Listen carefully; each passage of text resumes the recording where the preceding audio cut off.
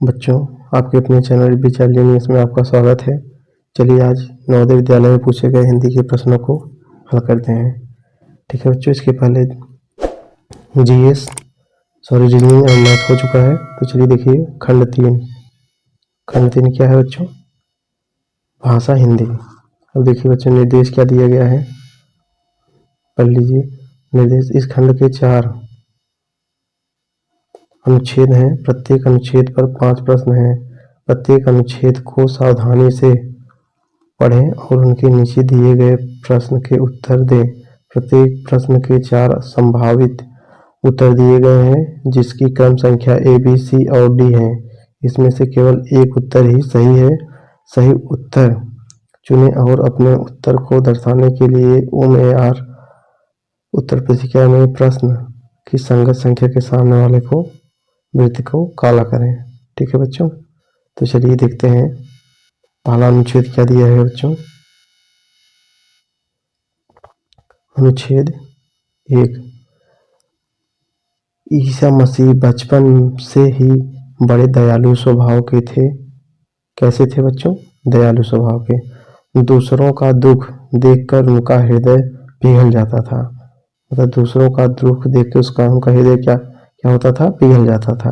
और वे उनका दुख दूर करने का भरसक प्रयत्न करते थे। ठीक है बच्चों, गरीबों की मदद और रोगियों की सेवा करने में उन्हें बड़ा आनंद मिलता था। क्या करने में बच्चों? गरीबों की मदद करने में और रोगियों की सेवा करने में उनको बहुत आनंद मिलता था। ठीक है, उन दिनों मिस्र में कोढ़ की बीमारी फैली हुई थी। लोग कोढ़ियों से नफरत करते थे। कहाँ पे फैली थी बच्चों? मिस्र एक देश है। और कौन सी बीमारी थी बच्चों? कोढ़ी, जैसे इसमें कोढ़ की बीमारी थी। कोढ़ियों के नफरत करते थे और उन्हें गांव से निकाल देते थे। ठीक है बच्चों, ईसा मसीह से यह नहीं देखा गया और उन्होंने उन गरीब कोढ़ियों को भरपूर सेवा की। ईसा मसीह ने कभी भी क्रोध नहीं किया। वे हर मनुष्य से प्रेम करते थे, चाहे वह गरीब हो या अमीर। उन्होंने लोगों से कहा, यदि कोई तुम्हारे गाल पर एक चांटा मारे तो तुम उसके सामने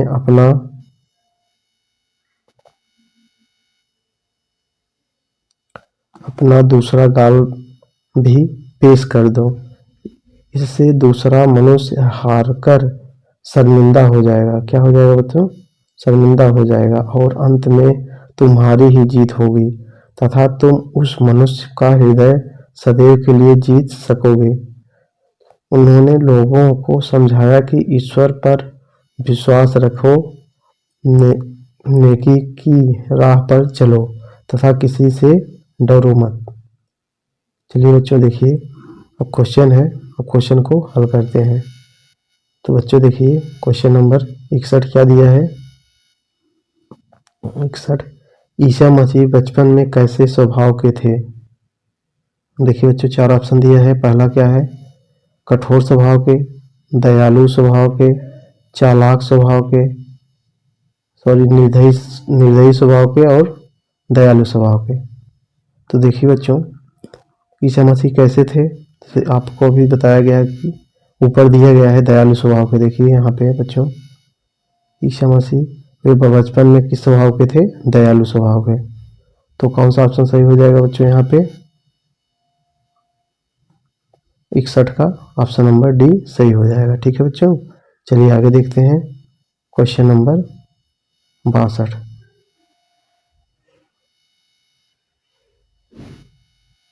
देखिए बच्चों क्वेश्चन नंबर 62 क्या है? गरीबों की मदद और रोगियों की सेवा करने में ईसा मसीह को, देखिए 4 ऑप्शन दिया है। पहला क्या है? कष्ट होता था, आनंद मिलता था, डर लगता था, गुस्सा आता था। तो बच्चों अभी ऊपर आपने पढ़ा है क्या होता था? आनंद मिलता था। नहीं तो आपको देख लीजिए यहाँ पे उनको रोगियों की सेवा करने में क्या मिलता था बच्चों? देखिए यहाँ पे गरीबों और रोगियों की सेवा करने में उन्हें आनंद मिलता था। ठीक है बच्चों, वो क्या मिलता था? आनंद मिलता था। तो देखिए कौन सा ऑप्शन सही हो जाएगा बच्चों, यहाँ पे आपका ऑप्शन नंबर बी सही हो जाएगा। ठीक है, चलिए आगे देखते हैं क्वेश्चन नंबर 63। देखिए बच्चों 63 क्या दिया गया है। क्वेश्चन नंबर 63, ईसा मसीह ने क्रोध नहीं किया बचपन में, किशोरावस्था में, वृद्धावस्था में, कभी भी नहीं।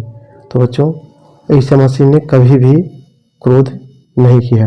तो ऑप्शन नंबर डी हमारा क्या हो जाएगा बच्चों, सही हो जाएगा कि ईसा मसीह जो थे कभी भी क्रोध नहीं किया, बचपन से लेकर अंत तक उन्होंने कभी भी क्रोध नहीं किया।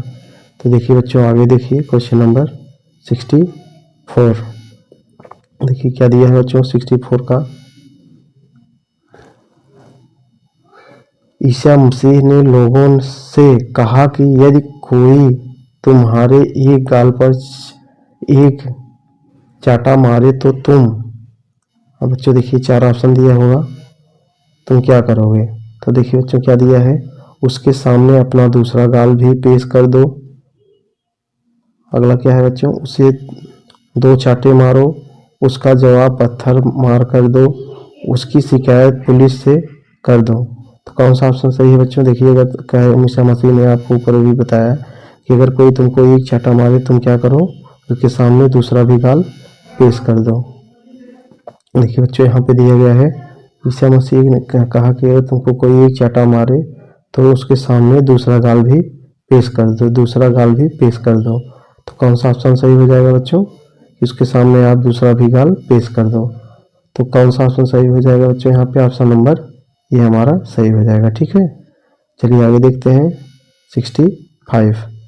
देखिए बच्चों 65 का कौन सा ऑप्शन क्या दिया है, ईसा मसीह ने लोगों को समझाया कि ईश्वर पर विश्वास रखो, नेकी की राह पर चलो, किसी से डरो मत, उपरोक्त सभी। तो कौन सा ऑप्शन सही हो जाएगा बच्चों इसमें, ईसा मसीह ने ईश्वर की राह पर भी चलने के लिए कहा है, नेकी की राह पर भी चलने के लिए कहा है, ईश्वर में विश्वास रखने के लिए भी कहा है, किसी से डरने के लिए भी कहा है कि किसी से डरो मत। इसका मतलब क्या है बच्चों, उपरोक्त सभी। चारों क्वेश्चन सही है, तीनों ऑप्शन सही है तो उपरोक्त में से सही आपका ऑप्शन सही हो जाएगा। ठीक है, चलिए अनुच्छेद नंबर 2 को देखते हैं। ठीक है बच्चों, चलिए अनुच्छेद नंबर 2 देखते हैं क्या दिया है। अनुच्छेद 2, बसंत यदि ऋतुओं का राजा है तो वर्षा ऋतुओं की रानी।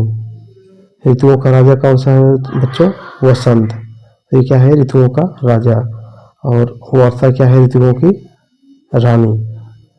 अंग अंग में बिजली के गहने और बादलों की रंगारंग साड़ी पहने, दोनों हाथों में वर्षा लुटाती, जब आती है तो धरती पर बहार आ जाती है। वर्षा रानी के आते ही धरती खिल उठती है, ताल तलैया भर जाते हैं और खेती बाड़ी शुरू हो जाती है। किसान हल बैल लेकर घरों से निकल पड़ते हैं और खेतों की जुताई शुरू हो जाती है। आकाश में बादलों को देखकर मोर नाचने लगते हैं, पेड़ों पर झूले पड़ जाते हैं और पपीहा पीऊ पीऊ रटने लगता है। वर्षा की शुरुआत तो आषाढ़ के महीने में होती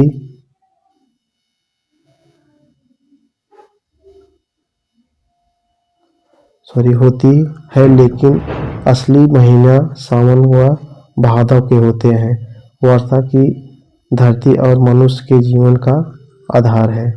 वर्षा ही धरती और मनुष्य के जीवन का आधार है। ठीक है बच्चों, चलिए देखिए पहला क्वेश्चन है 66। देखिए कौन सा ऑप्शन इसमें आपको अच्छा सही होता है। क्या है, ऋतुओं की रानी कहलाती है। तो ऋतुओं की रानी क्या कहलाती है बच्चों, 4 ऑप्शन दिया है, ग्रीष्म ऋतु को, शीत ऋतु को, वर्षा ऋतु को, बसंत ऋतु को।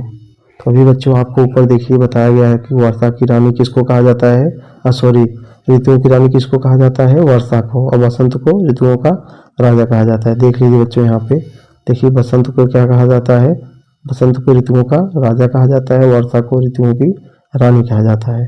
तो कौन सा ऑप्शन सही हो जाएगा बच्चों, यहाँ पे आपका ऑप्शन नंबर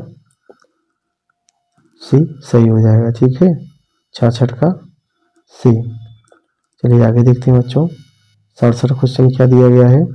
क्वेश्चन नंबर 67, वर्षा ऋतु के आने पर हर बैल लेकर घरों से निकल पड़ते हैं, युवक, किसान, बच्चे, वृद्ध पुरुष। तो कौन निकलता है बच्चों, किसान ही नहीं, युवक के बच्चे और सब नहीं। तो कौन सा ऑप्शन सही हो जाएगा बच्चों, ऑप्शन नंबर बी, किसान ही वर्षा होने पर बैल लेके निकल पड़ते हैं। ठीक है, 62 देखिए बच्चों, 68 देखिए 68 क्या दिया है बच्चों, वर्षा ऋतु में आकाश में बादलों को देखकर कौन नाचने लगता है, मोर, कोयल, जानवर, उल्लू। कौन नाचता है बच्चों, और देखिए आपको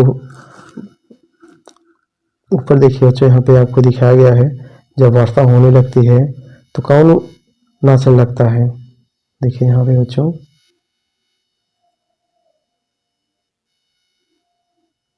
जब बादलों में वर्षा दिखने लगती है तो कौन सा, देखिए बच्चों यहाँ पे दिया गया है, आकाश में बादलों को देखकर मोर नाचने लगते हैं।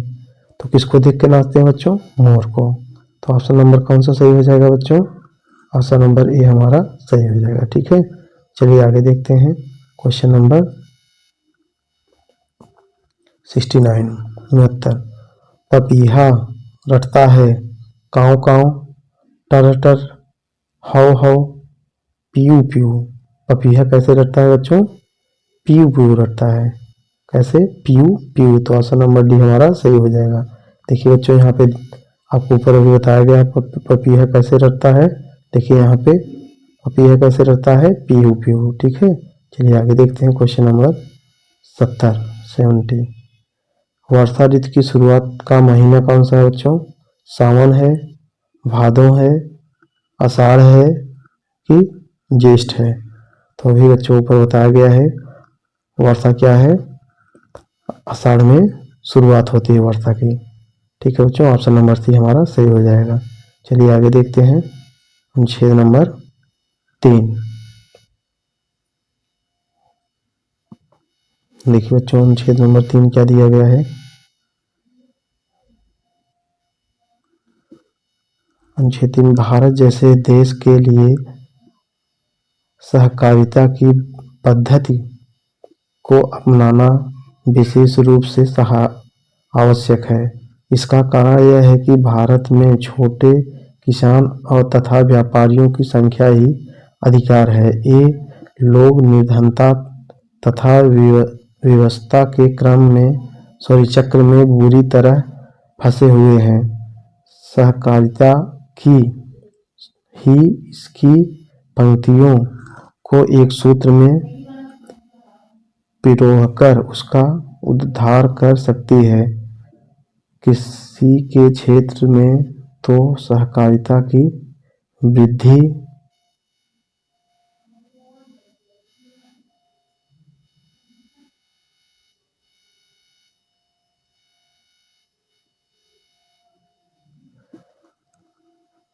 विशेष रूप से उपयोगी है। इसकी सहायता से खेतों को बड़ा किया जा सकता है तथा क्रय विक्रय का समुचित प्रबंध हो सकता है। गृह उद्योगों के विकास के लिए भी सहकारिता की पद्धति अत्यंत लाभकारी है। बैंक, व्यापार तथा यातायात के क्षेत्र में भी सहकारिता के आधार पर संगठन किया जा सकता है। सहकारिता के सिद्धांतों की इन विशिष्टताओं को दृष्टि में रखकर ही सहकारी पंचवर्षीय योजनाओं में सहकारिता को बहुत ऊंचा स्थान दिया गया है। योजना का आयोग का यह विचार है कि अर्थव्यवस्था के विभिन्न क्षेत्रों में सहकारिता का अधिकाधिक उपयोग किया जा सकता जाना चाहिए। ठीक है बच्चों, तो चलिए देखिए क्वेश्चन नंबर 71 क्या दिया गया बच्चों। सहकारिता का अर्थ आपको बताना है कि सहकारिता का क्या अर्थ है। दूसरों के लिए कार्य करना, मिलजुल कर कार्य करना, अपनी प्रकृति के लिए कार्य करना, सहानुभूति पूर्वक कार्य करना। कौन सा देखिए चारों में से कौन सा ऑप्शन सही हो जाएगा बच्चों। मिलजुल कर कार्य करना। सहकारिता का मतलब क्या होता है बच्चों, शब्द से ही समझ में आ रहा है कि सहकारिता मतलब मिलजुल कर कार्य करना। चलिए आपको ऊपर दिखाते हैं सहकारिता का क्या अर्थ है बच्चों। ये सहकारिता का क्या अर्थ है बच्चों।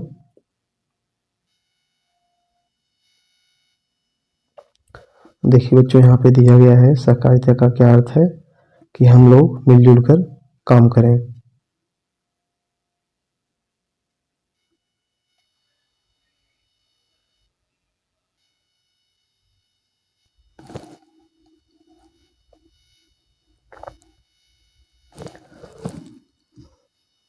देखिए बच्चों यहाँ क्या है, योजना के अनुसार सहकारिता का अधिकाधिक उपयोग किया जाना चाहिए।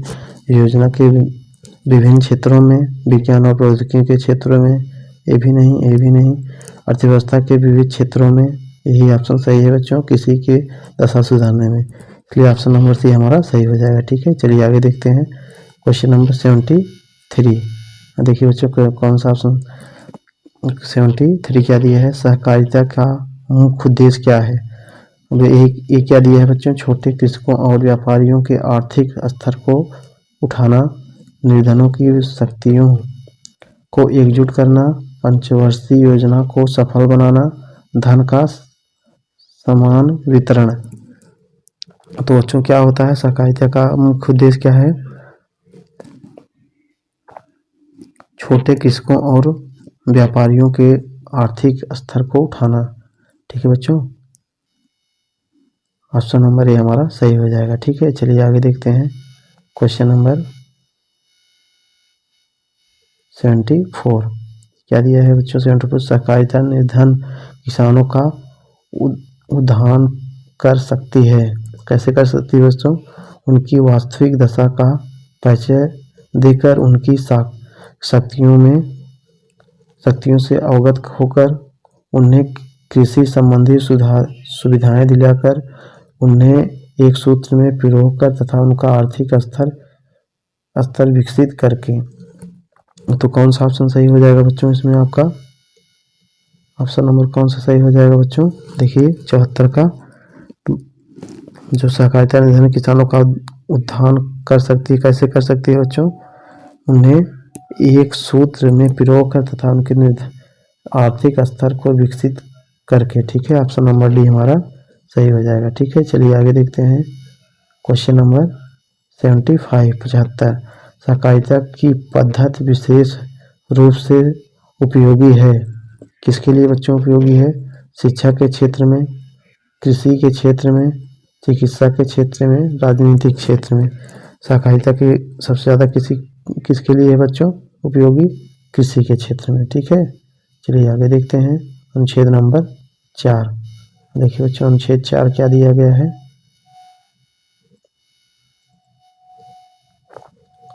चलिए स्टार्ट करते हैं अनुच्छेद नंबर 4।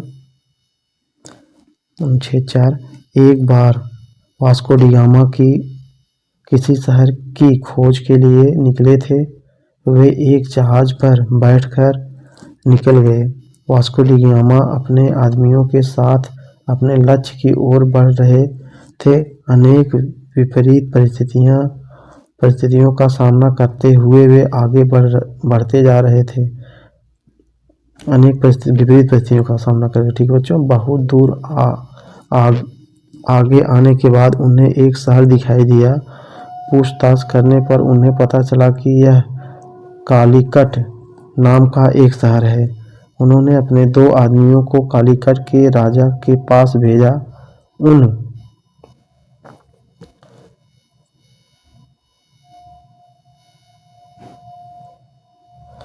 दोनों ने